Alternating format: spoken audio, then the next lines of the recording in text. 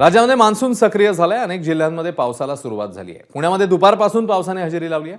मुसळधार पावसामुळे शिवाजीनगरच्या काही भागात पाणी साचलं।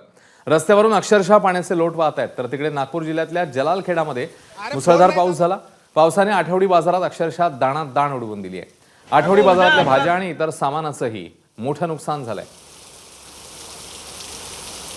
आणि पुण्यामध्ये सध्या जोरदार पाऊस पडतोय। अधिक अपडेट जाणून घेऊया आपले प्रतिनिधी मंदार गुंजारी यांच्याकडून। मंदार, पुण्यातल्या पावसाची सध्याची काय स्थिती आहे?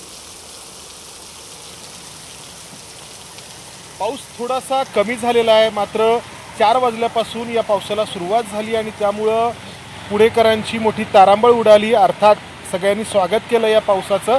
मात्र या पहिल्या पावसाने पुणे महापालिकेने जे दावे केले होते की आम्ही सज्ज आहोत, याची पोलखोल झाली।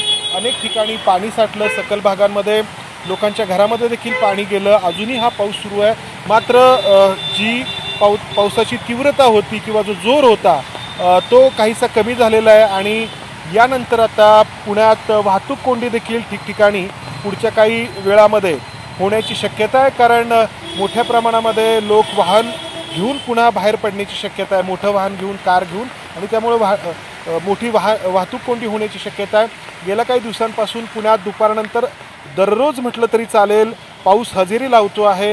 ही निश्चितच सुखावणारी गोष्ट आहे। अर्थात ही पावसाची नुकतीच सुरुवात आहे। सगळ्यांना ठाऊक आहे की संपूर्ण राज्यामध्ये धरण साठ्यातील पाणी जे आहे ते खूप खाली गेलेलं आहे। दुष्काळाचं सावट आहे, मात्र हा सुरुवातीचा पाऊस आपल्याला दिलासा देणारा ठरतोय। अश्विन, मंदार, धन्यवाद या सगळ्या माहितीबद्दल। बातमीचे अपडेट्स वेळोवेळी जाणून घेतच राहू।